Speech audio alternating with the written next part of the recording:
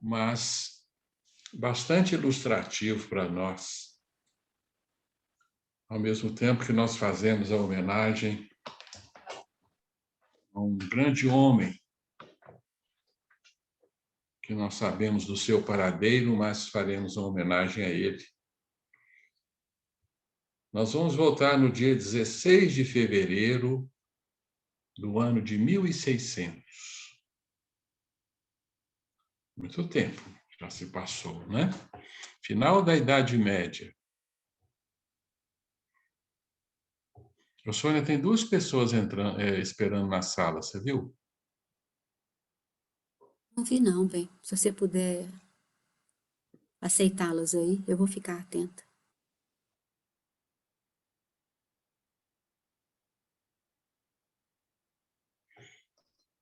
Já admiti-las. Obrigada. Bem, corria o dia 16 de fevereiro do ano de 1600. Era um domingo. Era um dia bastante frio, havia neve nesse dia, porque nós estamos na Itália, em Roma. Eram 8 horas da manhã, ainda estava escuro, era um dia de inverno. Mas ainda assim a população acorreu para a Praça de Fiori, a Praça das Flores, na cidade de Roma. Havia crianças, jovens, velhos, eles todos se acotovelavam para assistir um espetáculo que daria lugar naquele dia, naquela praça. Sim, naquela época era um espetáculo. Ali estava montado já uma fogueira, uma grande fogueira, porque ali seria executado um homem seria levado à fogueira. Então, ali compareceu, amordaçado, amarrado, este homem. Um homem dotado de grande coragem. Ele havia sofrido 7 anos de maltratos numa masmorra na cidade de Roma, com a intenção de que ele desistisse de suas ideias. Mas ele não desistiu das ideias. Então ele foi condenado, devidamente condenado pela teocracia. Tomemos o cuidado, por favor, de não imputarmos este fato a nenhuma religião em especial. Porque as religiões são sagradas, o homem é que deturpam o sagrado sentimento das religiões. Então, a teocracia da Santa Sé havia condenado aquele homem à morte pelas suas ideias consideradas heréticas. Nós estamos falando de Giordano Bruno, considerado o primeiro mártir da ciência.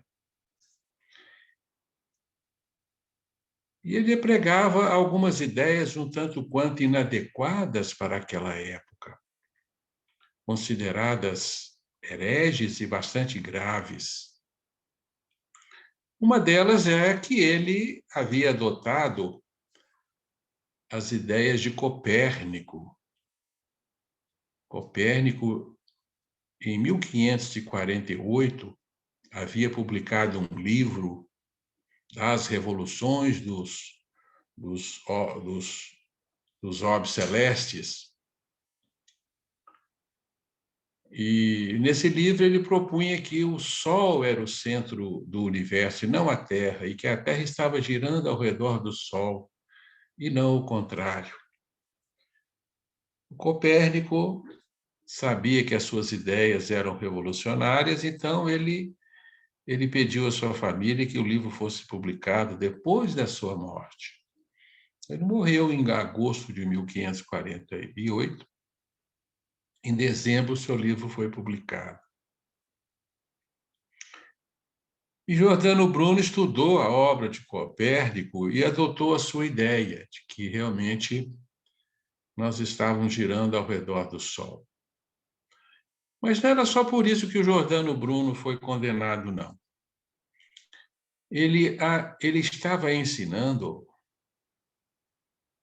que existia uma grande unidade no universo, que Deus coincidia com a criação, que Deus e a natureza eram uma coisa só, que Deus não era um senhor barbudo, um homem agigantado, sentado nas estrelas, comandando de longe os destinos humanos. Não, que Deus estava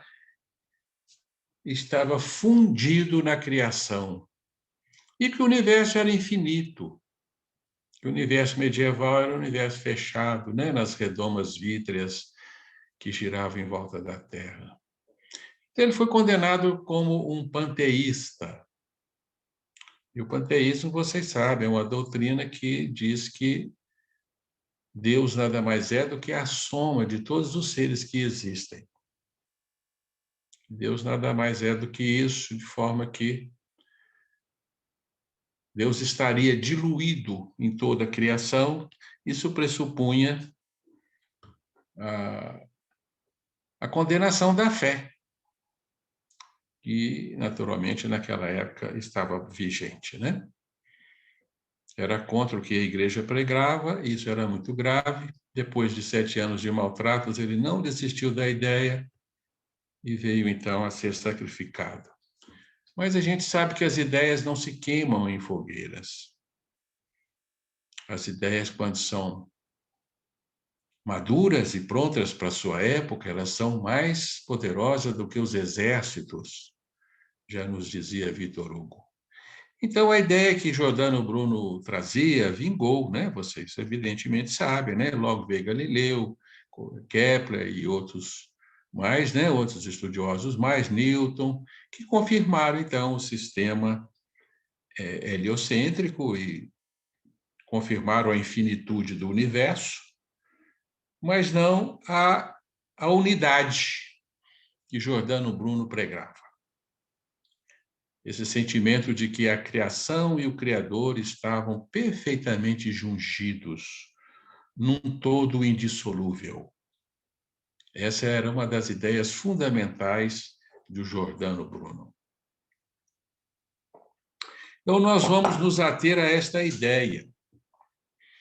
Essa ideia ela recebe alguns nomes, como unitarismo, unicismo, a ideia de que existe uma fusão no todo, que o todo é indiviso, não se pode dividir a criação, e nós somos uma perfeita unidade. Então, isso é chamado unicismo, unitarismo. Os defensores dessa ideia são chamados unitaristas, unicistas. Mas eu quero ensinar uma palavra para vocês, para nós chamarmos esta ideia, que é uma palavra mais moderna. Ela não existia na época de Giordano Bruno, ela foi criada no século XVIII por um filósofo alemão, que é a palavra monismo.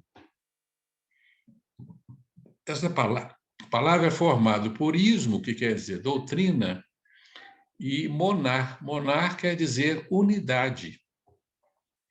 Então, monismo é a doutrina da unidade. Nós conhecemos essa palavra, por exemplo, em monoteísmo, que é a doutrina de um Deus único, de um Deus só, né? Que dá origem a monastério, monge, etc., né? Então, monismo é a doutrina da unidade. Então, nós vamos falar para vocês hoje dessa grande ideia que Giordano Bruno defendeu, morreu por ela, que é a doutrina da unidade, hoje chamada monismo. Então, Giordano Bruno foi um eminente monista que viveu no final da Idade Média e trouxe essa ideia para nós. Mas essa ideia é uma ideia muito antiga. Ele não estava criando uma ideia nova. A ideia da unidade, na verdade, é uma das ideias mais antigas que existe na história da filosofia. Ela nasce na Velha Grécia, no século V a.C., através de uns pensadores chamados pré-socráticos, porque eles viveram antes de Sócrates. Então, nós vamos falar alguns nomes para vocês. Aliás, para quem quiser guardar, né, nesses nomes, são nomes bacanas para se colocar no filho, no neto, né? Fica aí a sugestão, sabe? Vamos falar alguns nomes para vocês, né? Espero que vocês guardem esses nomes, tá bem? Então, essa ideia monista, ela nasceu quando praticamente o homem começou a pensar. Então, ela é uma ideia nata no ser humano. O ser humano tem, na sua alma, está gravado na sua alma, um anseio monista, um anseio por unidade, uma sede de fusão. Isso é natural em nós. Nós não queremos estar apartados do todo. Essa sensação nos faz mal. Ela é patológica para nós, essa sensação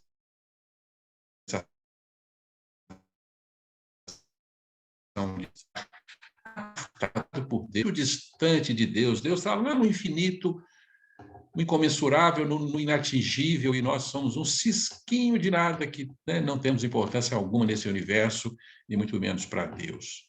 Então, essa ideia de estarmos apartados, que nós chamamos separatividade, é uma ideia mórbida, que faz muito mal à nossa alma, nos traz uma série de outras sensações, como, por exemplo, sensação de abandono, né? Estamos aqui abandonados por Deus. Então, a sensação de separatividade, ela é doída em nós. Alguns não têm consciência dessa sensação, outros a vivenciam com muita intensidade. Mas vejam bem que nós passamos uma vida inteira lutando contra a nossa sensação de isolamento e de separatividade, né? Porque o homem não vive sozinho em absoluto. Bem, enfim, voltemos à história do monismo, que começou lá na velha Grécia, né? Eu tenho que ficar de olho nesse relógio, senão minha conversa fiada aqui vai longe. Eu não sei se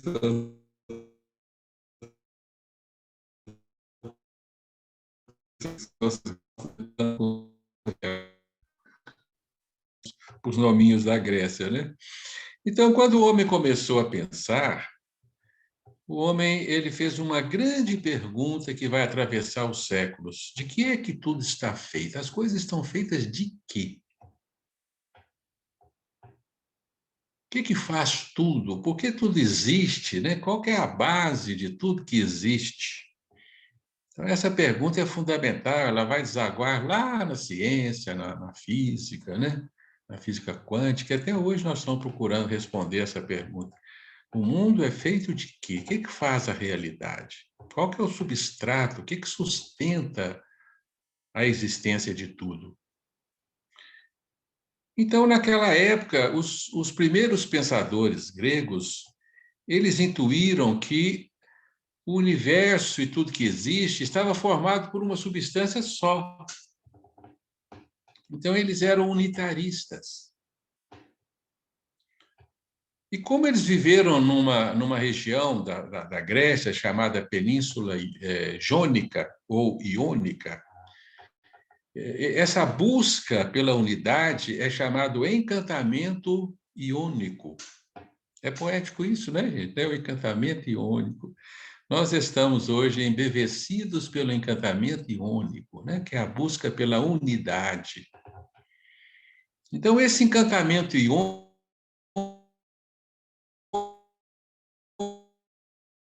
vai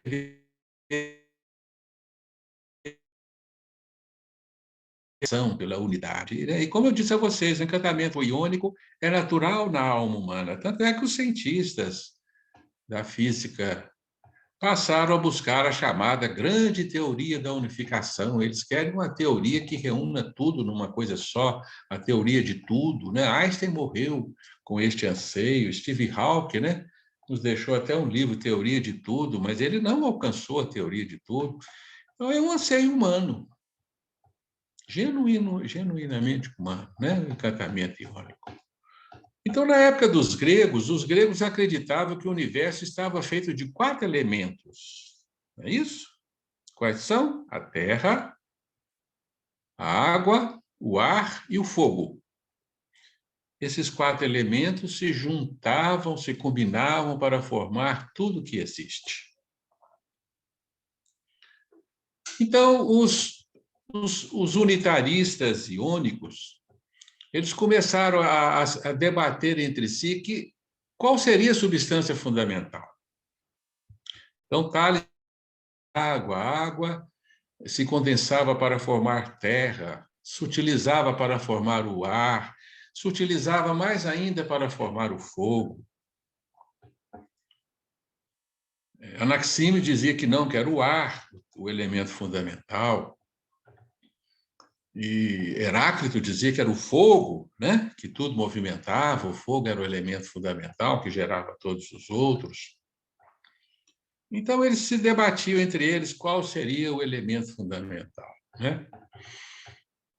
E existia um outro pensador chamado Demócrito que ele criou uma outra ideia, ele dizia que tudo estaria formado de partículas diminutíssimas e indivisíveis chamadas átomos.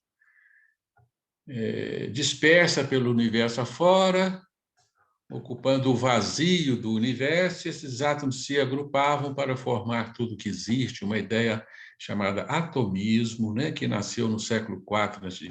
É velha essa ideia, né? Mas, enfim, os gregos não gostavam muito dessa ideia de Demócrito, não. E eles terminaram com esse impasse ficando com um pensador chamado Empédocles. Olha quantos nominhos bacanas que eu já falei para vocês, né? E o Empédocles falou que não, tudo estava formado de 4 elementos e que não havia um único que formava os outros, não. Chamada cosmogonia dos 4 elementos, era uma ideia que derrubava o uníssono, né?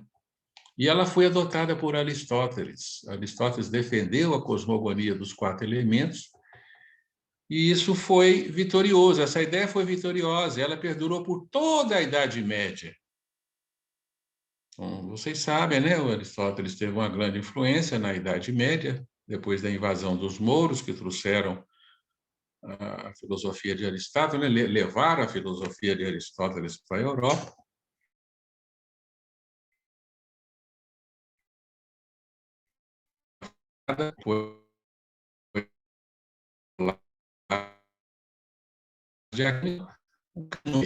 É um dogma, né? Um fundamento que não pode ser derrubado, tornaram-se dogmas da igreja, cânones da igreja, né? Então, a ideia monista ela foi sepultada pela cosmogonia dos 4 elementos. Mas, ainda assim, existiram outros monistas famosos na Grécia Antiga, né? O Parmênides, que dizia que havia uma essência imutável que tudo formava. Essa essência, né, ela era absolutamente não se transformava, ela era permanente, né? Então é chamada a permanência de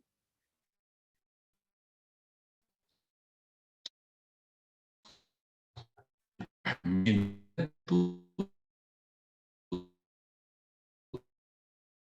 essência permanente e imutável formava tudo que existe. E para Parmênides, essa essência não era material, né?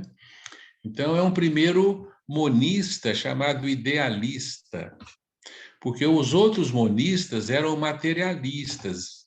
O Tales, que falava que era água, né? O Axímenes, que falava, o Anaxágoras, Anaxímenes falava que era o ar, o Heráclito falava que era o fogo, o Empédocles falava que eram os 4 elementos, eram todos materialistas, eles elegiam uma substância material para ser o fundamental do universo, enquanto que o Parmênides inaugura o monismo idealista. Depois nós nos encontramos com o Anaximandro. O Anaximandro ele vai apregoar a existência de uma substância chamada apeiron, que é uma substância impalpável, invisível, que vai formar tudo o que existe, uma essência, uma ideia muito precoce para a sua época, né? Ela foi defendida mais tarde por Anaxágoras, que chamou essa essência de nous.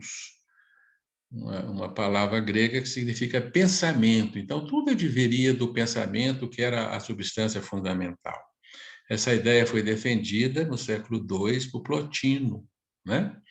Que continuou o pensamento platônico, e ele defendeu o monismo nourético, né? O monismo do nous. Mas essas ideias ficaram sepultadas e elas ressurgiram com Giordano Bruno, a ideia monista, que era a reencarnação de um dos antigos pensadores gregos, naturalmente, né? Que voltava para ressuscitar essa ideia fundamental. Mas essa ideia foi proibida na época. Ela não se encaixou no sistema vigente e não foi aceita. Então, a era moderna, que se segue à era medieval, conheceu muito poucos monistas, né? O maior deles foi o Spinoza, que viveu no século XVII, nasceu na Holanda, né? Era descendente de uma família judia, o Spinoza. E o Spinoza trouxe de novo a ideia do monista, do monismo. Ele é considerado atualmente o maior monista, porque ele dizia que a criação e Deus era uma coisa só, tudo estava feito de uma coisa única que viria de Deus, então tudo era divino. A natureza era divina. Então, essa era a ideia monista do Spinoza, que repetia a concepção de Giordano Bruno, né? Mas, ainda assim, essa ideia não vingou. O homem permanecia na sua concepção de que o universo era uma entidade esfacelada em muitos elementos. Não existiria uma unidade, uma substância única, né? No século XVIII, nós vamos encontrar com um filósofo irlandês, o Beckley, que vai nos dizer que tudo é produto da mente.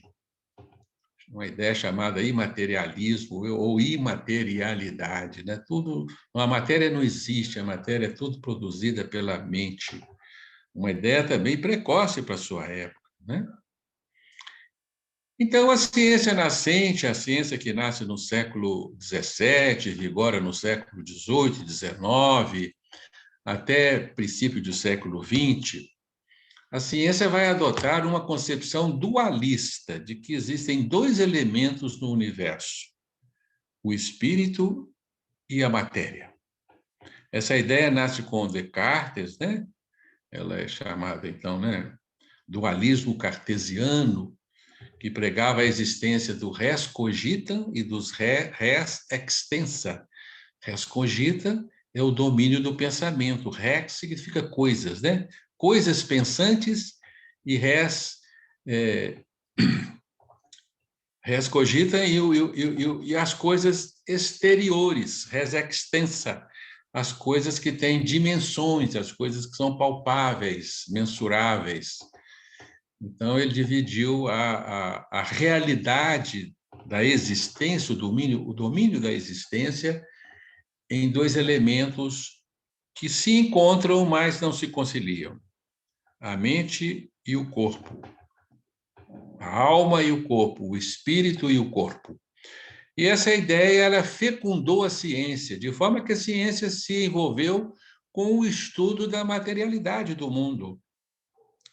Chegou ao absurdo de, uma certa época, dizer que o que não poderia ser medido não existia, a alma não existia. Século XIX, né? Claude Bernard, que foi o pai da fisiologia, dissecava animais, e ele dizia assim: a alma não existe, não encontra alma dentro dos animais. Os animais não têm alma, o homem também. O pensamento é fruto de interações físico-químicas que ocorrem no cérebro e nada mais do que isso, né? Enquanto que a igreja permaneceu cuidando da alma. Então, a ciência passa a cuidar do corpo e o sacerdote cuida da alma.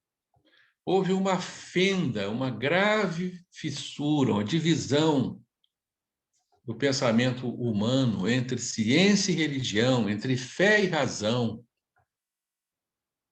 Nós vivemos esse dualismo até hoje, né? Essa concepção de que existem duas coisas separadas no nosso universo: a matéria e o espírito. Então, as grandes religiões ocidentais são dualistas. Elas apregoam a existência de um corpo e de uma alma, de um espírito, e elas se fixam na concepção chamada monoteísmo, um Deus fora da criação, um Deus que cria fora de si. Um Deus que está lá no infinito e ele cria o universo, mas o universo ele cria como alguém que constrói um relógio, com maquinários, dá corda naquele relógio, aquele relógio passa a trabalhar pelo seu próprio automatismo, e Deus cruza os braços e fica longe, olhando aquela máquina funcionar, né? Então, esse é o Deus monoteísta, o Deus separado da criação, o Deus que cria, mas ele não se envolve com a criação. Então, essa é uma concepção monoteísta dualista. As grandes religiões ocidentais são dualistas e monoteístas. Ao contrário do Oriente, né? As filosofias orientais se mantiveram holísticas, se mantiveram na unicidade, né? E na crença de que a divindade ela se distribui por toda a criação, né? O cumprimento famoso do Namastê, né? Que é esse, né? O Deus em mim, saúde o Deus em você. Então, é o Deus fundido na criação, da concepção oriental, o unicismo oriental, diferenciando-se assim do dualismo que vigora no Ocidente, no pensamento ocidental, né? O pensamento ocidental, então, é dicotômico, né? Extremamente materialista e separa o espírito como algo independente da matéria. Nós fomos criados dentro da concepção dualista e monoteísta. Desde a infância, nós fomos criados, queiramos ou não, nós nos nutrimos com uma percepção do mundo que nos ensinou a ver o mundo dessa maneira. Deus lá em cima, no infinito, não sei onde, nós aqui embaixo, né? E se o espírito existe, nós acreditamos nele, ele independe da matéria, matéria e espírito são coisas distintas, o universo físico é uma coisa, o universo do espírito é outra diferente. Acredito que se eu perguntar a todos vocês, vocês vão dizer assim, é isso mesmo que nós pensamos. Né? Essa é a ideia que nós nutrimos, pelo menos a que aflora na nossa razão, na superfície, né, racional nossa. No fundo, nós sabemos que não é isso, mas na nossa razão superficial, nós admitimos, então, essa ideia dualista e monoteísta, né?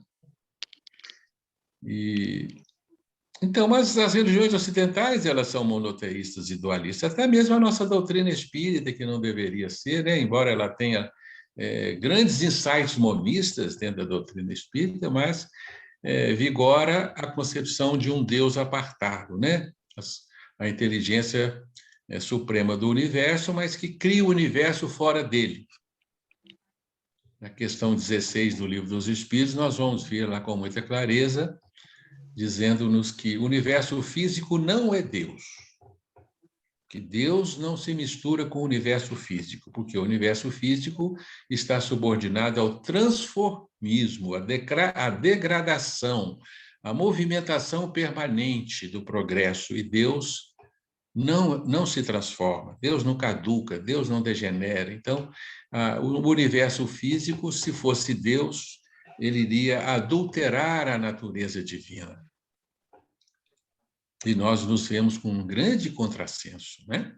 Como que Deus cria algo que não é próprio da sua natureza, e como que Deus cria algo fora de si mesmo, o que não é mais concebível pelas nossas ideias atuais, né? Bem, esse é o panorama do mundo, até que entra em cena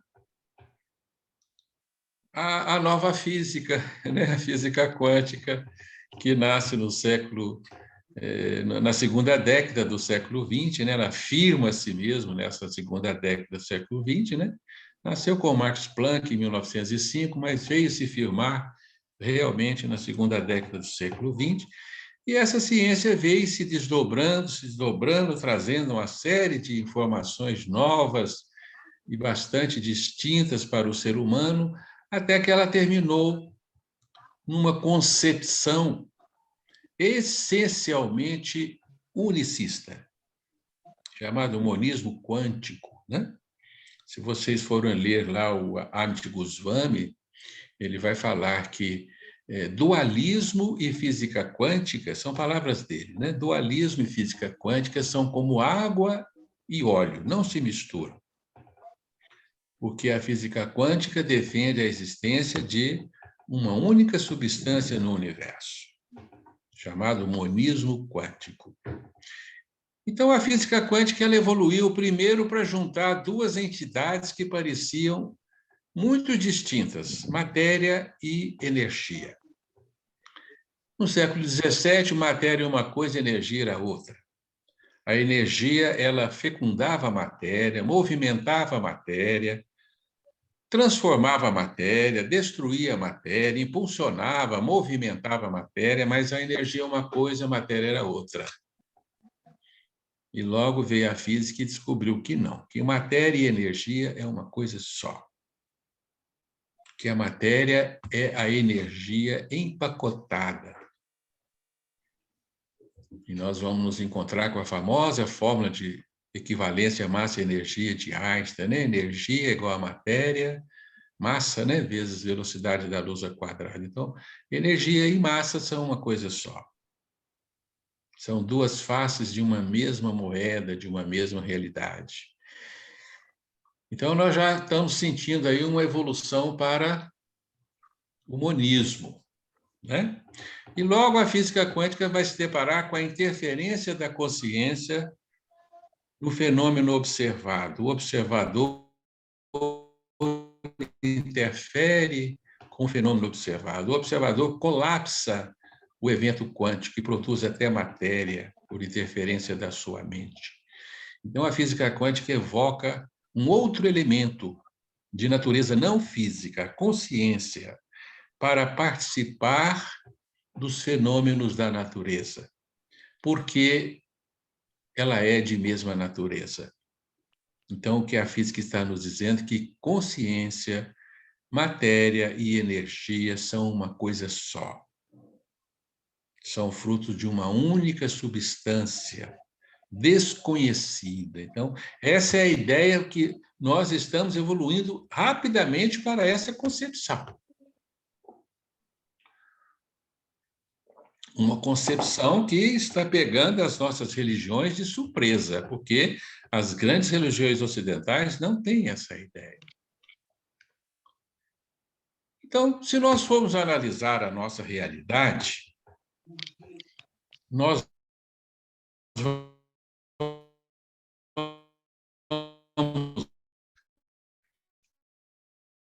ter algum debate até às 9, tá bom?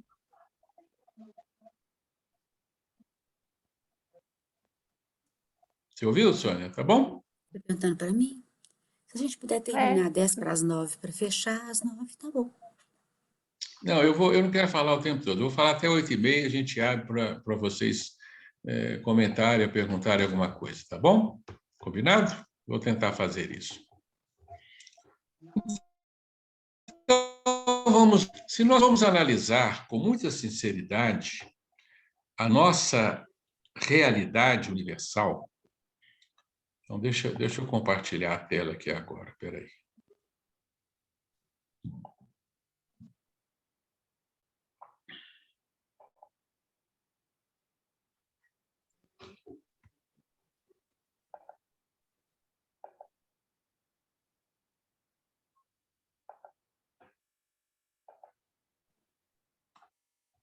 Está compartilhando, não? Tá?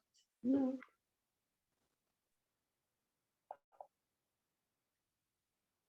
O que será, hein, que está acontecendo? Deixa eu ver aqui. Vai agora. Tá, Hildo. Oi? Foi. Tá aqui com o seu... Já tá compartilhando.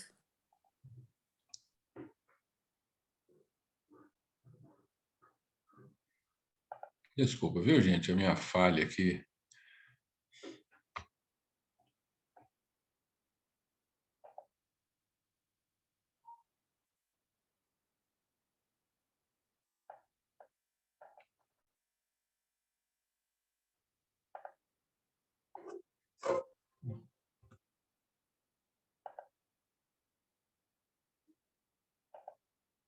Ô, meu bem, estou totalmente perdido aqui. Perdido. Vou te ajudar. Ver se eu consigo aqui. Espera aí, vamos ver de novo.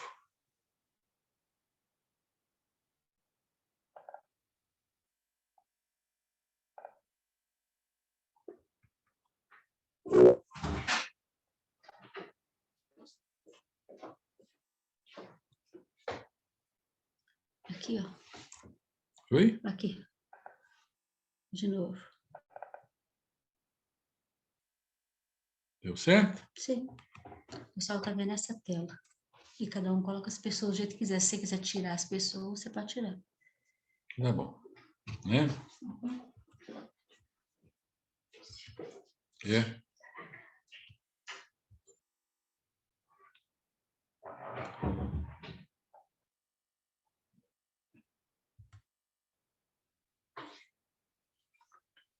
Muito bem. Se nós formos analisar a nossa realidade, a realidade que estamos imersos, é impossível nós não enxergarmos uma dualidade. Então, nós não podemos dizer que o dualismo não é verdade. A criação é dualista, sim. Nós vamos enxergar sempre uma dualidade presente na vida e no universo. Todos os fenômenos que nós podemos analisar, nós vamos ver que existe um dualismo. O dualismo faz parte, sim, da natureza universal. Não estamos dizendo que ele está errado. Nós temos que inseri-lo na unidade. Isso aqui nos compete, tá certo? Então, nós vamos fazer uma fusão de ideias para chegarmos a uma conclusão de que a unidade é dualista no seu particular.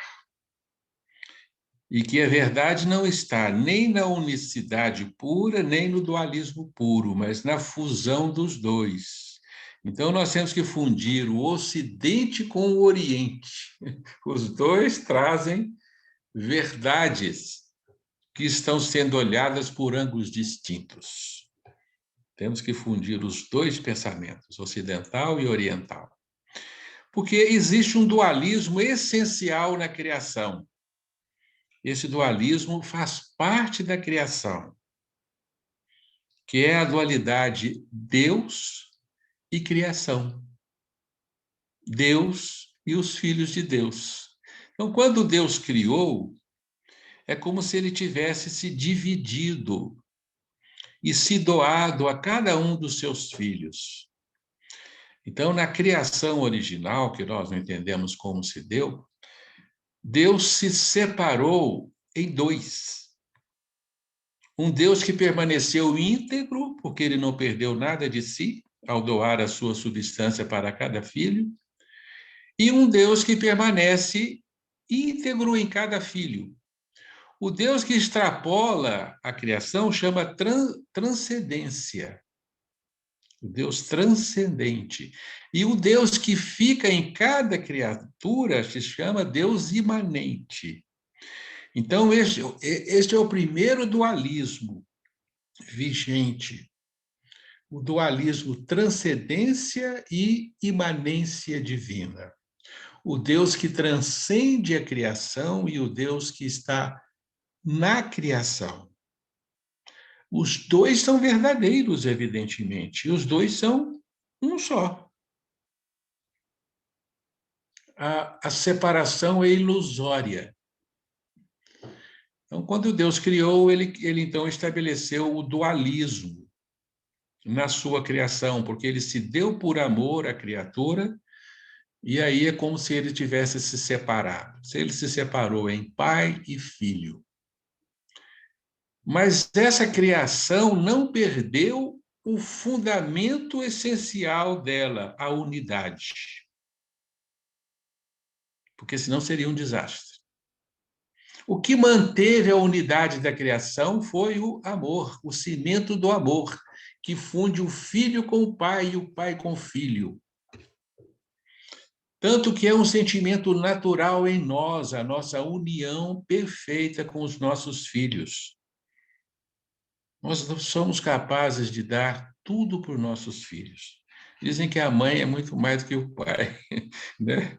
A mãe pode doar a própria vida pelos seus filhos. O pai pensa um pouco se vai doar a sua vida pelos filhos, mas deveria doar, deveria ser assim.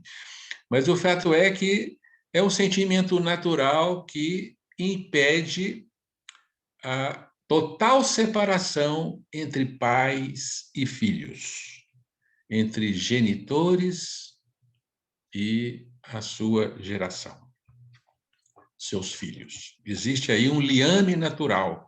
Se nós formos olhar na natureza, é belíssimo ver na natureza como que os animais protegem a sua prole, dão a vida pela prole, né? Você vê um jacaré, um bicho rude, né?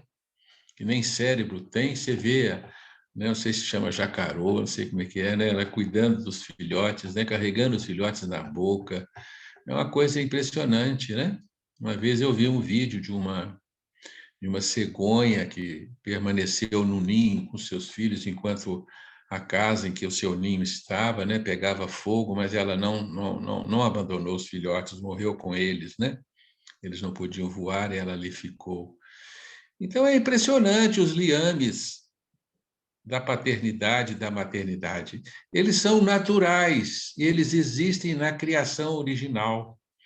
Então, o cimento do amor funde a primeira dualidade numa essencial unidade. Então, nós podemos dizer que o fundamento principal é a unidade. A unidade impera em toda a criação. Vamos chegar a essa conclusão, porque nós somos monistas, né? Mas esta unidade está partida em dois polos, imanência e transcendência, Deus e a criação. Então, esse dualismo ele vai se refletir em toda a criação, vai se reverberar em toda a criação. E nós vamos identificar, a partir daí, outros filhos do dualismo, alguns genuínos e alguns impróprios. Porque o genuíno dualismo ele é sinérgico. É um dualismo em que as partes se doam verdadeiramente uma para a outra, então elas não se separam. O verdadeiro dualismo foi enxergado por Lao Tse, no século VI a.C., ele que trouxe uma ideia chamada taoísmo, né? Em que fala que o Tao ele funde as suas duas unidades numa totalidade indivisa. As duas unidades que aparentemente se opõem, né? O yin e o yang, lembram daquele símbolo do Tao, né? Que um entra no outro, assim, né? O branco entra no preto, vocês já viram aquele símbolo, né? Aquele símbolo nos diz que o yin não existe sem o yang não existe sem o yin. Um existe porque o outro existe, e os dois estão fundidos numa perfeita unidade, a unidade do tal, que é a unidade do todo. Então, este é o verdadeiro sentido do unicismo, da unicidade da criação, que se partiu em duas partes, mas as partes são inseparáveis. Então, Deus está nas suas partes, tanto quanto está em si mesmo. Nós não enxergamos Deus mais na transcendência do que na imanência, não. Ele está inteiramente idêntico nas duas partes em que ele se deu por amor à criação. Mas nós vamos enxergar, como eu disse, outros dualismos na nossa natureza. Dualismos antagônicos, terríveis, que levam a batalhas homéricas, batalhas de vida e morte, né? Então, nós vivenciamos no nosso mundo uma dualidade adulterada, uma dualidade que se modificou segundo o seu fundamento original. Por exemplo, o caçador e a caça, o predador e a presa, que vão, né, um vai matar o outro, né? Que vão se digladiarem. Então, aqui nós temos uma tabela de dualismos universais, e esses dualismos fazem parte da nossa realidade, né? Começamos lá com Deus e a criação, transcendência e imanência, que deu origem ao céu e à terra. É um dualismo que percorre o pensamento ocidental, céu e terra, está lá no Evangelho, né? Jesus já pedia, né, a Deus, né? Venha a nós o vosso reino, seja feita a tua vontade, assim na terra como no céu. O céu estava lá em cima. E essa dualidade também é uma dualidade que percorre o nosso pensamento, né? Absoluto relativo. O empíreo, o mundo terreno, era o dualismo que vigorava entre os gregos. O empíreo é o mundo dos deuses. O mundo dos deuses era feito de quintessência, uma essência incorruptível, uma essência perfeita, desconhecida por nós, né? A quintessência, ou éter, que fazia o empírio, construía lá o reino dos deuses, os corpos dos deuses, etc. E o mundo terreno era completamente imperfeito.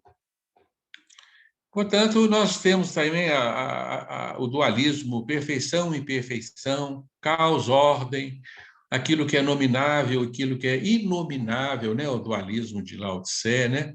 A localidade e a não localidade, um dualismo que nos chegou pela física quântica, né, das duas dimensões existentes na realidade, né, aquela que diz respeito ao espaço e o tempo, que é aquela em que estamos, a dualidade, e a localidade e a não localidade, uma dimensão que não tem espaço, não tem tempo. O todo e a parte, o abstrato e o concreto, ordem intrínseca e ordem extrínseca. David Bohr nos deixou essa divisão, né? Entre a ordem intrínseca e a extrínseca diz respeito à ordem exterior que nós observamos nos nossos objetos, e a ordem intrínseca é uma ordem que impera na intimidade de tudo que existe, né? E as duas ordens se juntam num holismo, no holomovimento. Vemos o dualismo amor-ódio, atração-repulsão, luz-treva, espírito-matéria, construção-destruição, paz-guerra, positivo-negativo, matéria-antimatéria, onda-partícula, contínuo e quantum, determinismo e incerteza, fusão e fissão, ordem eterna e ordem temporal, isso é de Spinoza, né? Falava da existência de uma ordem eterna que estava acima da ordem temporal, bem e mal, macho e fêmea, vida e morte, saúde e doença, res cogita, res extenso, dualismo cartesiano, né? Filia e neicos, é um dualismo de Empédocles, muito interessante, mas não vamos falar dele, né? O yin yang do Lao Tse, mente e corpo, que vigora aí na psicologia, não na transpessoal, né? na psicologia clássica, anabolismo e catabolismo, tese e antítese, evolução e involução, união, fragmentação, contração e expansão. Bem, enfim, são aí uma tabela de dualismos que nós olhamos para ele e dizemos assim, é verdade. Nós identificamos a luz e a treva. Nós identificamos o amor e o ódio. E todos esses sistemas aí, ó, eu saltei um importante, hein, Sô? Lá embaixo, hein? O todo é a parte, o abstrato e o concreto, o sistema e o antissistema, né, de Ubaldi, que é também um dualismo vigente e dos mais importantes, né? Mas o nosso universo, além de uma dualidade, nós identificamos nele também uma trindade. Sim, a criação divina, ela, curiosamente, ela se desdobra numa unidade dual, perfeitamente fundida, mas ela se desdobra também numa unidade ternária. Então, nós identificamos uma trindade existente na nossa realidade. Nós também não podemos negar a existência de uma trindade. Então, quando nós nos perguntamos assim, de que é que está feito o universo? O universo é feito de quê, né? Então, a ciência hoje em dia fala assim, o universo é feito de 73% de energia escura. Uma entidade que a ciência já identificou, que está estufando o universo a uma velocidade estonteante, mas que ela não sabe o que é essa energia. Por ser desconhecida, ela é chamada escura. Vejam bem, 73% da constituição do universo é energia escura. 23% do universo é uma matéria que estufa as galáxias, que preenche as galáxias, chamada matéria escura, que não se sabe o que é. Forma uma névoa que se distribui por todo o cosmos, nós respiramos essa névoa, estamos imersos nessa névoa, a matéria escura, ela representa 90% do peso das galáxias. Vejam bem que interessante, hein? 90% dos pesos das galáxias não é feito de estrelas e astros, de matéria escura. 23% do universo é feito de matéria escura. Vamos somar esses dois? 73 com 93, com 23, dá 93. 93% do universo é feito de algo impalpável, imponderável. Olha só, sobra 96, né? 23 com 73. 96% do universo é uma matéria impalpável. O universo é uma entidade imponderável. Sobra 4% para o outro componente do universo, que é matéria física. Matéria feita de átomos, de partículas atômicas. Ainda assim, 3,5% dessa matéria é dispersa pelo universo em partículas livres que trafegam pelo universo. Raios cósmicos, neutrinos e outros mais, né? Fótons. Sobrou o quê? 0,4% de matéria bruta para formar o universo. Vejam bem, hein? 0,4%, ou seja, 99,6% do universo está disperso em coisas imponderáveis. Sobra 0,4% para formar os corpos que existem no universo, para formar estrelas, sóis, planetas, corpos biológicos. Então, o nosso corpo representa 0,4% da constituição do universo. E esta também é a nossa composição. Vocês acreditam nisso? Porque somos filhos deste universo. Então, 99,6% do que somos feitos é imponderável. A gente devia ficar rindo quando aprende isso. Rindo para valer, sabe por quê? Será que se destruir o 0,4%, que é aquilo que eu palpo em mim, eu vou me destruir totalmente? E os meus 99,6%? Lei de conservação da energia, gente. É indestrutível. Não conseguimos destruí-lo. Nós somos indestrutíveis. Você pode se ver livre de 0,4%. Então, trabalha danado para a gente esse 0,4%, né, só? Adoece, enruga, perde os cabelos, engorda. Não, trabalhando danada, né? Não devia dar, não, né, porque não é nada, né? O átomo também é assim. O que o átomo tem de matéria em relação ao seu volume é diminutíssimo. Ele não é nada em relação ao seu volume, né? Então, nós assim somos feitos. O que é que nós identificamos aí? Duas substâncias, energia e matéria. O universo é feito de dinamismo e estruturas físicas. Aspecto dinâmico e aspecto estrutural. Então, o universo é um oceano de energias, né? Cinéticas, caloríficas, térmicas, nucleares, eletromagnéticas, etc., etc., né? Energias que movem mundos, nos move, né? Energia solar que nos move. Então, o universo é feito de energia e matéria. Só isso que faz o universo? a ciência está equivocada quando nos fala da composição do universo. Falta um elemento que ela conhece, ela estuda este elemento, ela descobre as fórmulas com que esse elemento se expressa. Não é? Qual que é o elemento que falta? Leis. O universo é um conjunto de leis, é inegável. A ciência está no encalço de descobrir essas leis, e ele descobre que essas leis são matemáticas, elas se fazem dentro de uma coerência matemática. Mas ninguém para se perguntar assim, mas por que as leis se expressam na matemática? Newton descobriu a lei da gravitação universal e ele diz assim, que os corpos se atraem na razão direta das suas massas e na razão inversa do quadrado das suas distâncias. E faz cálculos e dá certinho. Isso funciona lá em Andrômeda, funciona lá nos confins do universo, funciona aqui na Terra, em qualquer lugar. Então, se o homem quiser mandar um foguete para o espaço, ele tem que obedecer leis.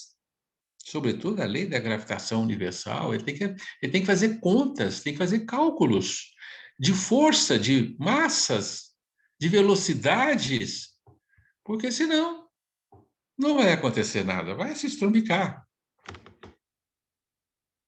Então, nós vivemos num universo de leis. Essas leis são um elemento imponderável do universo. Nós podemos chamar esses conjuntos de leis de grande consciência universal. Porque essas leis obedecem a um critério interessante, um critério de unidade. Elas são as mesmas em qualquer lugar do universo. Quem que vai lá em Andrômeda, que está a 2.600.000 anos-luz de distância de nós, quem que vai lá e fala assim, vocês têm que obedecer à lei da atração gravitacional escrita por Newton, viu? Essa é a lei que vocês têm que obedecer. E eles obedecem essa lei. Lá em Andrômeda, os corpos se atraem na razão direta de suas massas e razão inversa ao quadrado de suas distâncias. Quem que foi lá falar para elas? Para as massas que tem lá? Uma lei universal. Então, as leis que regem os fenômenos universais são únicas, são coesas, formam uma entidade no universo que eu posso chamar de consciência ou de espírito, é o espírito do universo. Então, eu vou chegar à conclusão de que no nosso universo existem 3 elementos: espírito, energia e matéria. Tá bem? Então, nós identificamos esses 3 elementos presentes na nossa natureza que se expressam de outras formas. Então, aqui temos uma tabela do espírito, da energia e da matéria. O espírito é o princípio mecânico, mecânica aqui no sentido de conjunto de leis. A energia é o princípio dinâmico, a matéria é o princípio estático. O espírito é o princípio em si. A energia é o princípio em movimento, é a trajetória. E a matéria é a conclusão disso, é a estrutura. Então, nós temos lei, ação e efeito, essência, fase e forma, pensamento, vontade, produto, conceito, movimento do conceito, realização, ideia, atração, ato. Abstrato, relativo, concreto. Ideal, o vir a ser, que é o ideal a ser atingido, o fim, que é o ideal concretizado. Então, nós temos a dimensão consciência, a dimensão tempo, que é próprio da energia, e a dimensão espaço, que é a dimensão da matéria. Temos o Criador, o Verbo e a criatura. Temos o amor, o amante, o amado. Sem o amante, o amor não existe. Sem o amado, o amor não existe. E sem o amor, nem o amante, nem o amado existem. Né? E temos aí da Santíssima Trindade o Espírito Santo, o Pai e o Filho. Vejam que nós estamos invertendo a Santíssima Trindade. Né? Em vez de Pai, Filho e Espírito Santo, que é o tradicional, Primeiro o Espírito, depois o Pai, depois o Filho.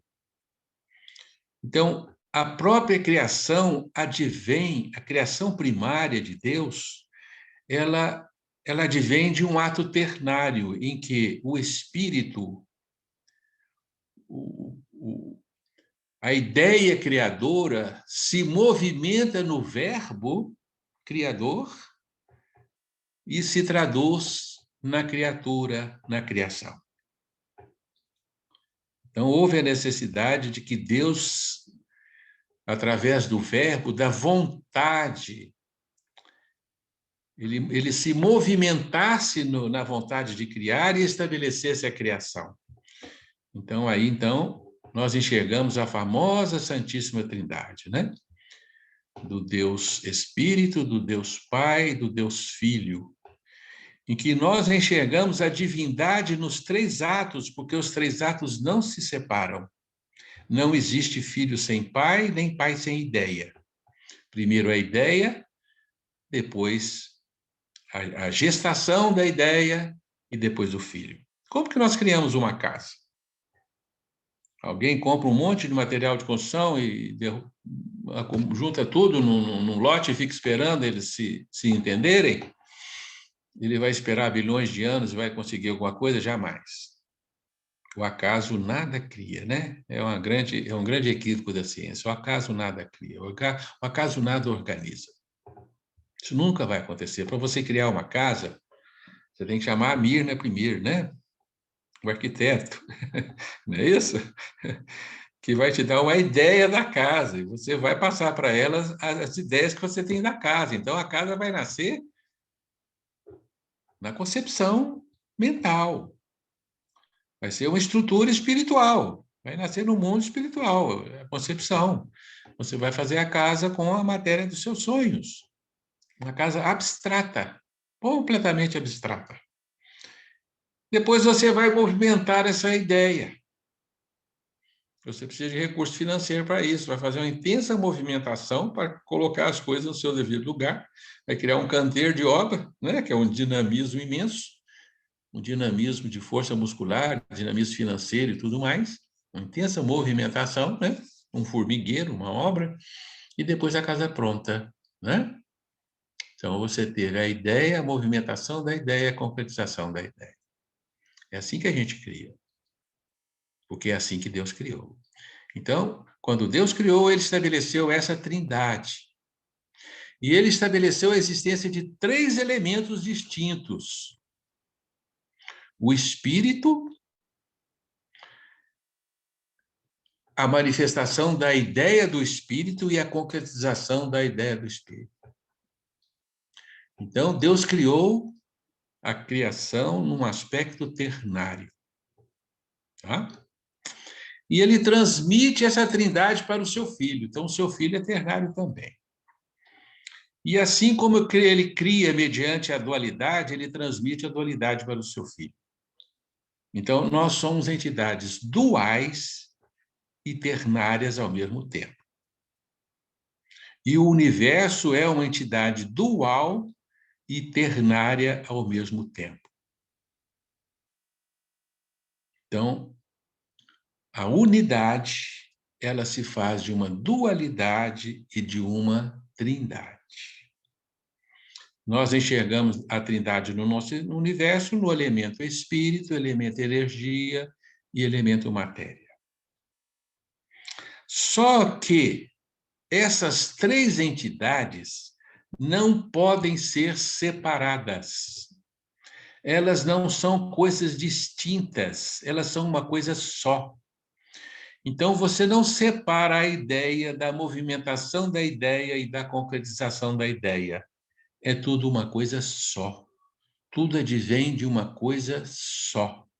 Que coisa é essa que forma esses três elementos ao mesmo tempo?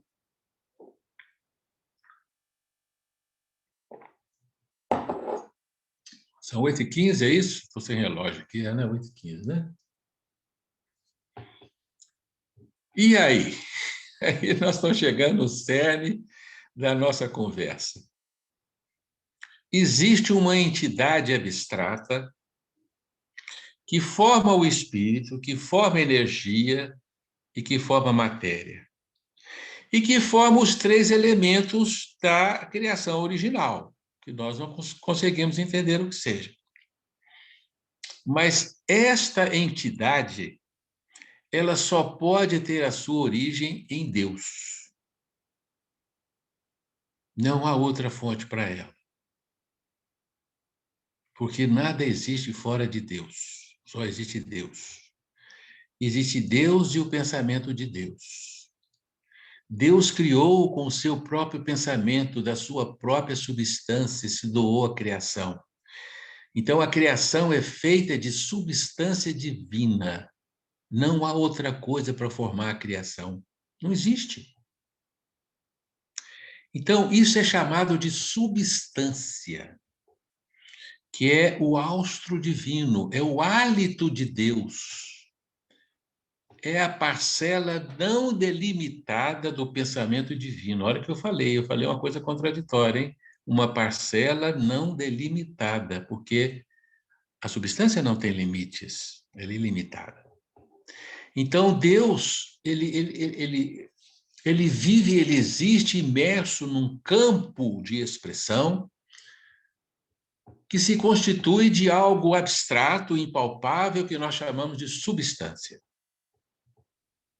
que é o hálito de Deus, é a sua respiração. E essa substância vai formar tudo o que existe. Não tem outra forma de entendermos a realidade. Então, essa é a essência do pensamento unicista e monista, que é chamado monismo substancial, né? Que nos veio por Ubaldi, que, na verdade, é o maior monista que já existiu em todas as épocas, né? A filosofia não o conhece ainda, por isso que a filosofia diz que o Spinoza é o maior monista, o Ubaldi é o maior monista. O Ubaldi criou o monismo a partir da substância divina. Nós chamamos isso de monismo substancial. Tudo é feito de uma substância só, que no plano abstrato se chama espírito, no plano dinâmico se chama energia, no plano físico se chama matéria. Então, nós temos aqui uma tabela da trindade da substância, né? O espírito, que é uma trajetória estanque, é o pensamento imóvel, que gera uma trajetória de radiação, que é a energia, ele ondula, né? E uma trajetória pontiforme, uma trajetória concentrada em si mesmo, que é a matéria, né? O espírito é a imobilidade, a energia é a substância em forma de onda progressiva e a matéria é a onda estacionária. Então, temos aí no espírito a substância em forma de abstração, a substância em forma de expansão na energia e a substância em forma de espaço. Temos aí, então, três expressões da substância: consciência, tempo e espaço, que são uma coisa só. Einstein juntou espaço e tempo, dizia ele que era uma coisa só, né? Contínuo espaço-tempo, que agora a gente soma a consciência e diz que é uma coisa só. Consciência, espaço e tempo, consciência, energia e matéria é uma coisa só.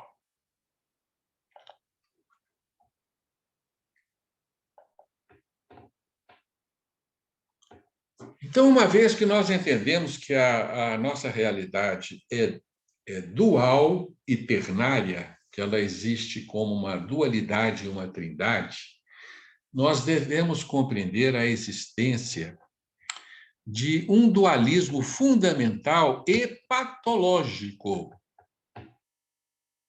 que não é um dualismo normal. É o dualismo que foi gerado pela retirada do espírito do seio divino. E aí o bicho pega quando a gente começa a falar disso, né? Que isso chama-se queda espiritual. Então, nós estamos trabalhando com a hipótese de que parte dos infinitos filhos de Deus, aí criamos uma incongruência, porque quando você divide um infinito, você gera dois outros infinitos, né? Então, parte dos infinitos filhos de Deus resolveram fazer uma experiência de viver fora de Deus, como se fosse possível viver fora de Deus. E eles empreenderam um movimento, uma espécie de motim, e se apartaram do divino. Eles, na verdade, tiveram uma intenção imprópria de crescimento. Diz o Balde que deuses menores pretenderam ser deuses maiores, e os fundamentos do universo foram abalados. E estes espíritos, então, sofreram uma contração dimensional que resultou na produção do universo físico e da matéria. Então, segundo o Balde, o universo que nós vivemos não é o universo original de Deus. Nós somos criados num outro universo que não é o nosso. E nós estamos aparentemente apartados deste universo, o absoluto. Estamos aqui no relativo. Então, nós somos criados no seio divino, fora do tempo e do espaço, como entidades abstratas não pertinentes ao tempo e ao espaço, feitos de uma outra trindade que nós não conhecemos e não sabemos o que seja. Mas nós rompemos a amizade com Deus. Assim diz o texto sagrado, né? Nós perdemos a amizade com Deus, negamos a amizade com Deus. Assim diz a parábola do filho pródigo, né? O filho pediu, o filho mais novo pediu a sua herança e partiu, foi embora. E passou a viver dissoluto,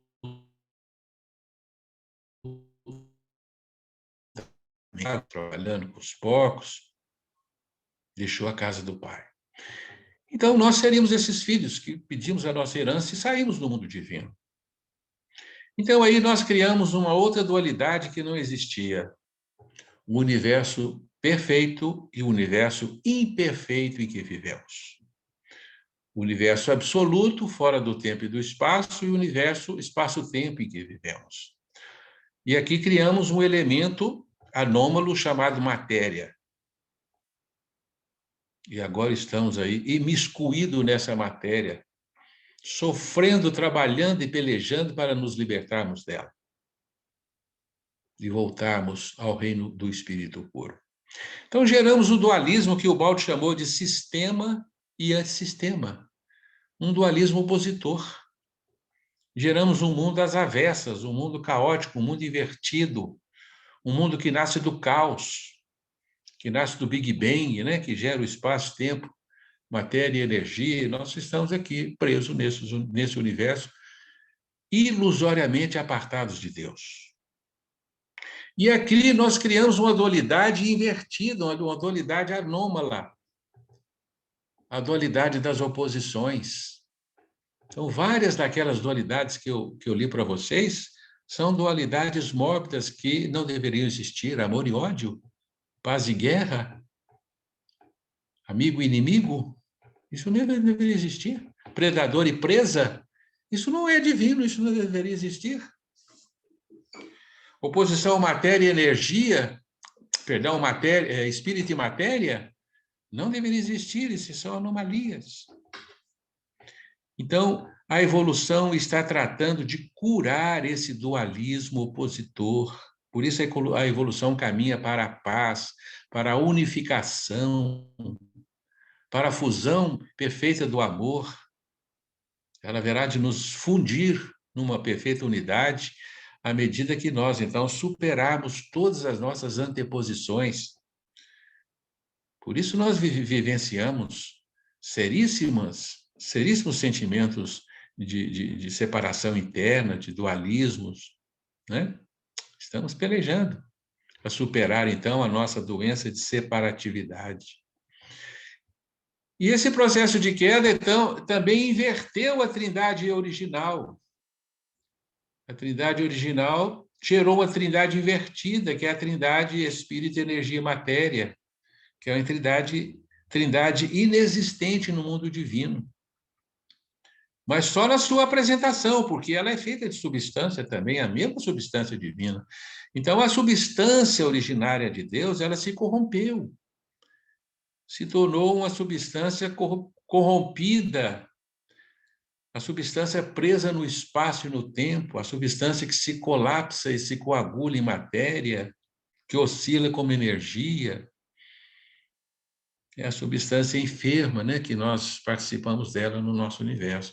Então, a nossa trindade, infelizmente, é uma trindade invertida. É uma dualidade de oposições, mas nós estamos copiando um modelo que é divino. A Santíssima Trindade, né? Nós estamos copiando a Santíssima Trindade e a transformamos em espírito, energia e matéria. E a dualidade sinérgica, a dualidade que se funde no amor perfeito, que vigora na criação divina original, também nós a deturpamos numa dualidade de oposição, criamos um universo de contradições e de intensos atritos entre essas contradições. Então, o nosso universo é um universo de lutas, de batalhas, de intensas competições, né, homéricas competições que percorrem toda a história humana e a história biológica também, né, de lutas de vida e morte, né, que geram as grandes hecatombes cósmicas, as grandes tempestades, as grandes convulsões cósmicas são todas geradas por esse dualismo opositor, o dualismo entre matéria e antimatéria, as duas não se dão de jeito nenhum, se uma aproxima da outra, elas explodem e se destroem mutuamente, matéria e antimatéria. Isso não é divino, né? Portanto, nós temos a intenção, assim, de esclarecer para vocês que nós perdemos a unidade perfeita, que estamos agora reconquistando. A unidade perfeita é a unidade do amor. Nós estamos nos refundindo novamente, criando fusões, interconexões, né? Porque nós, na verdade, não nos separamos do todo, continuamos imersos no todo, mas vivemos a ilusão de separação. E estamos curando essa ilusão de separação, né? Então, estamos todos unidos aqui em torno de algumas ideias, isso já é um movimento de fusão, né? Um movimento que nos leva para a unidade. Então, nós estamos caminhando para a unidade. Ai daquele que perde esta orientação na sua vida. Quem não busca a unidade se trumbica, sabe? Então, nós não podemos perder de vista isso, que nós precisamos nos fundirmos para depois nos fundirmos a Deus. Então, nós temos que trabalhar contra todos os nossos sentimentos de oposição. E vejam bem, isso é muito sério, viu? Nós temos que buscar a fusão com todas as nossas oposições. Se você acha a sua vizinha, o seu vizinho antipático, aí está uma oposição que você tem que lutar contra ela. Se você não gosta do seu cunhado, nem da sua sogra, você está ferrado. Né? Você tem que lutar contra todas essas adversidades que te separam, porque aí está a grande doença do homem. Por isso, o Cristo nos deixou aquilo que nós dizemos que é a essência da unidade. É o princípio monista fundamental, o princípio unicista fundamental, quando ele nos fala, né? Que eu vim para que sejais um com o Pai, como eu sou um com o Pai. E a única forma de nós nos fundirmos a Deus é através do amor. O amor verdadeiro mesmo, né? Que nós estamos só ensaiando ainda. Então, quando nós conseguimos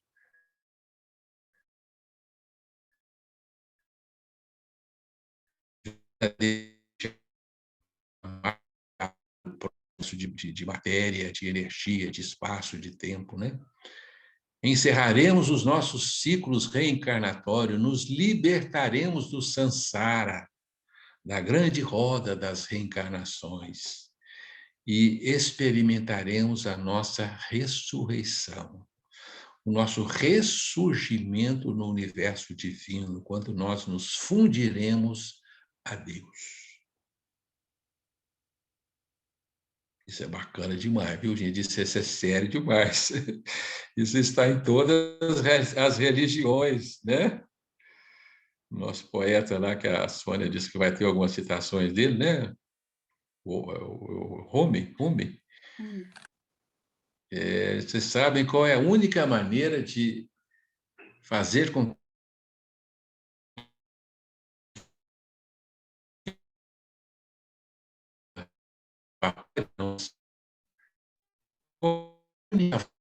que desapareça. Faça-a transformar-se no oceano, dilua no oceano. Ela vai se perder? Ela vai perder a sua individuação, sua individualidade? Não.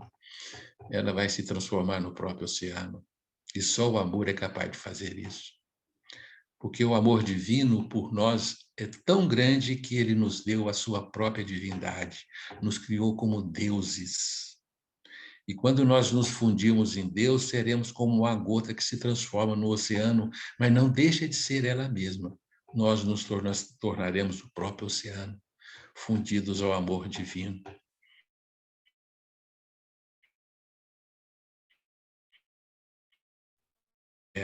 De fusão, perfeita fusão, entre pai e filho, né? Quando o filho pródigo, então, volta para casa, né? O pai o vê ao longe, vai ao encontro dele e o abraça amorosamente, né? Ah, como é que a gente fica emocionado com isso? Já pensou quando Deus vier me abraçar, me enxergar de longe, né? É lógico que é uma brincadeirinha, né, gente? Mas é muito emocionante isso, né? Bem, tá aí, ó, meu relógio é 8h30. Eu acho que eu já falei tudo que eu tinha que falar para vocês. E espero que a minha intenção de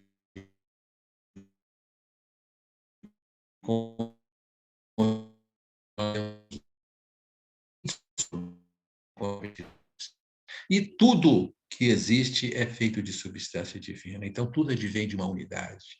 Estavam certos os grandes pensadores unicistas da história. Estava certo Giordano Bruno, né? Estava certo Spinoza, todos eles. Né? E as religiões também, né? Mesmo o monoteísmo ocidental, ela ainda apregou essas verdades, né? Então, estamos aí imersos nessa grande unidade, que isso nos sirva de consolo quando nós nos sentimos pequenininhos e tão isolados neste universo incomensurável, perdidos nessa vastidão cósmica aparentemente infinita, e nos sentimos aí menos que uma formiguinha, um mosquitinho insignificante, né? Uma pulguinha nesse universo imenso. Nós temos que lembrar que trazemos conosco a substância sagrada do divino e que somos deuses. Jesus nos deu essa garantia quando ele nos disse: sois deuses, né? E nós não acreditamos nisso. Então, tá bem. Vendo que estão todas as meninas e os meninos, eu não estou vendo nenhum menino aqui na minha tela, mas as meninas estão todas assim, muito sérias e pensativas. Mas a gente pode abrir aí para algum comentário, alguma pergunta, se a Sônia quiser completar, né, Sônia? Não sei se você quer completar, quer falar alguma coisa. Não, Se há querido. alguma coisa a ser esclarecida. Se era isso que você queria que eu falasse, porque eu falo que é minha patroa que é, sabe? Aí de mim, se eu não falar o que ela quer. Vocês não Eu acreditam vou nisso, ficar aqui não. em silêncio, tá?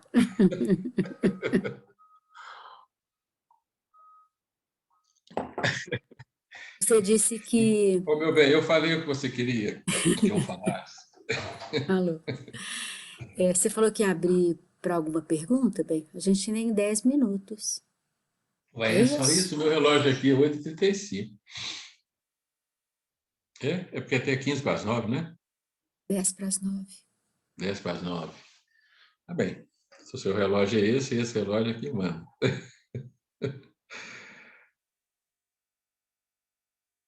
Alguém quer que eu explique algum ponto que não ficou bem claro? Alguém quer fazer algum comentário, ajudar? É a Maria Carla, né? Isso. Boa noite a todos. Boa noite, doutor Gilson. Boa Então, noite. de acordo aqui com o que você falou, é tudo criação divina, né? Tudo é da fonte da substância divina.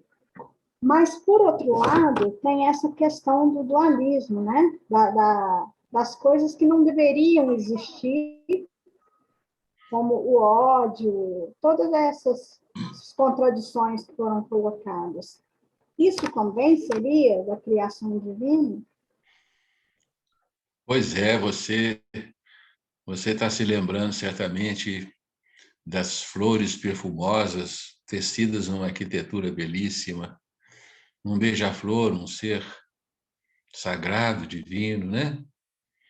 E tantas outras criações maravilhosas que existem nesse universo.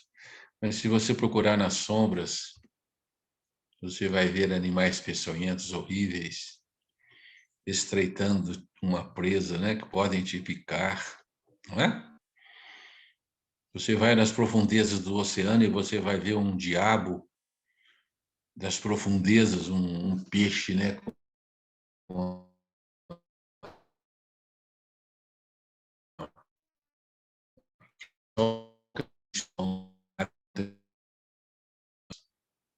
animais horríveis. Você tem vírus que nos atacam, vírus terríveis, né? O herpes zoster é um deles, né? Meu Deus do céu, isso é coisa do capeta, né? E tem aí o Covid aí, né? Tem o coronavírus aí, né? E vírus da AIDS e tudo mais. Você fala assim, mas que criação divina é essa? Será que Deus descuidou da criação? Quando vê, tem lá um vírus pestilento atacando a humanidade, ele corre para atender os coitados dos homens, né? Os homens atacados, né? Por uma pandemia. Então, você fica na descrença de que Deus existe. Porque o nosso mundo é um mundo de oposições. Nós temos o belo e o feio, temos o bem e o mal, temos a dor e a alegria, e temos o caos e a ordem. A desordem está presente no nosso universo. A ciência tem razão quando ela diz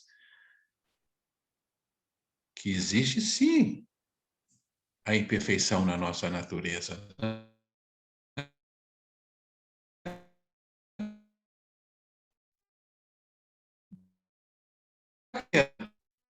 É uma perfeição. Você gerou um universo às avessas.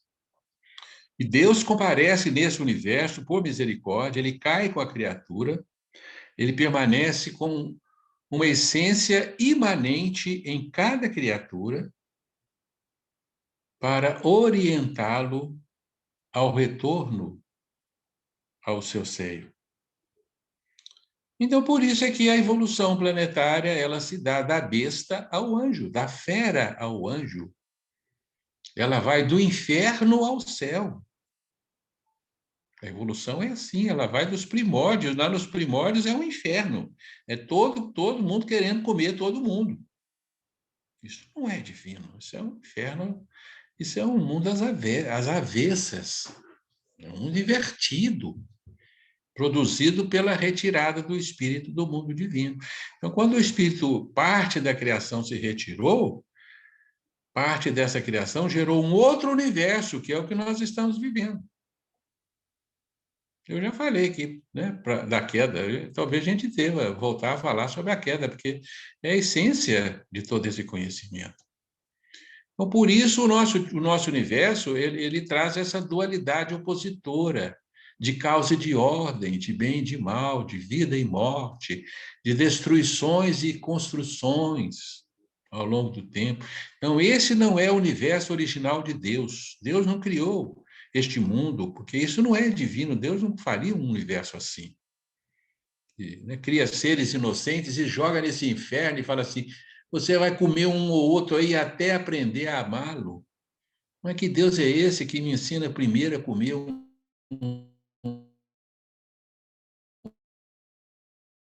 em que eu tenho que sobreviver numa seleção natural e que se eu não comer o outro, eu sou comido? Que isso é didática divina para seres recém-criados? nascidos tenros, simples e inocentes, não, não pode ser. Né? Isso é um inferno, então isso é nosso, nós criamos isso. Então o caos que existe, o mal que existe nesse universo é nosso.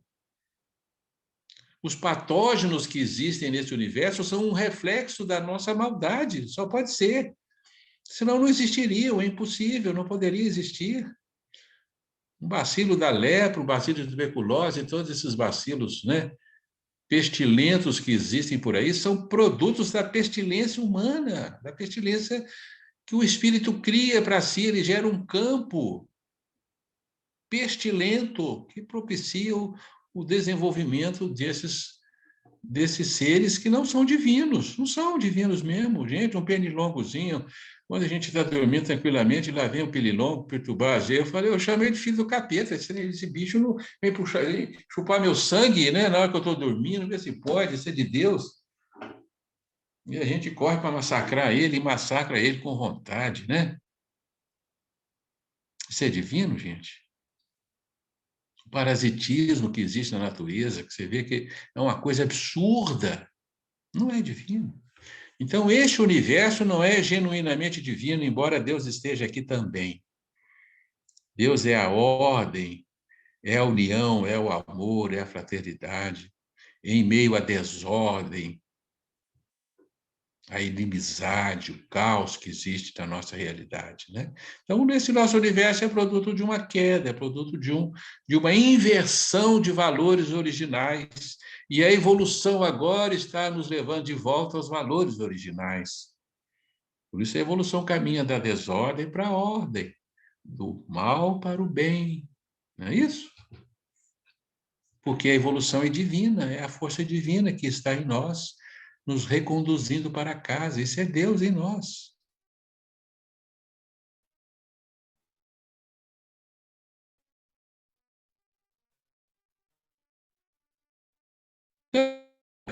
Eu vi que tem 3 meninos, né, gente? É o Júlio, o André, quem que é o outro?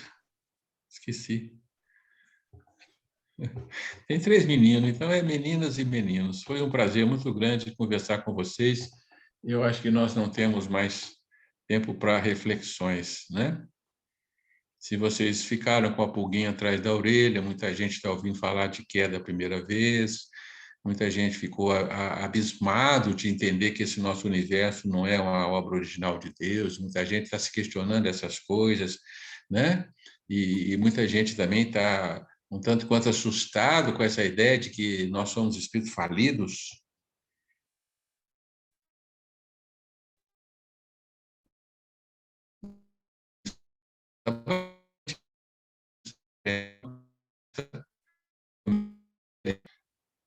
Nas nossas vidas. E não é fácil assimilar essa ideia, não, sabe? Mas para a gente seguir adiante na nossa evolução, nós vamos ter que assimilar essa ideia, porque é a única forma de explicar o nosso universo. Porque senão você deixa de acreditar em Deus. Deus não existe, o universo é obra do acaso, nasceu do vazio, do nada, e estamos aí, né, destinados ao nada também, e pronto, acabou. E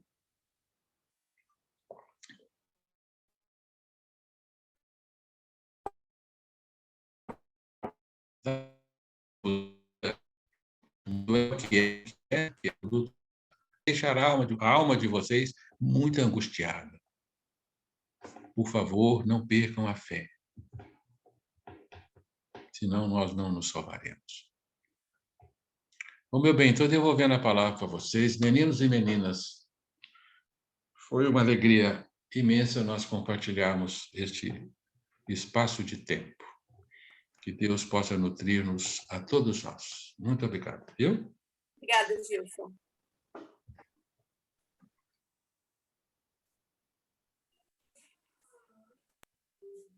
Obrigada, bem. Eu que agradeço, né, por essa oportunidade de estar com Obrigada. tanta gente, de estar com tanta gente bonita, né? Tanta gente bacana.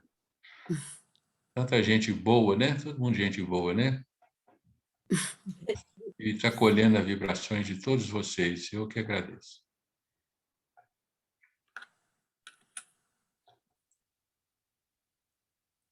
Ok. Você está tranquilo? Fechou o que você queria dizer? Ué, acho que sim, não sei se você vai me xingar depois, mas tudo bem. Vou ter que fechar aqui, não conto para ninguém. Depois de ninguém mais, é só eu e você, aí pronto, aí acabou. Então, eu estou Tá bom. perdido depois.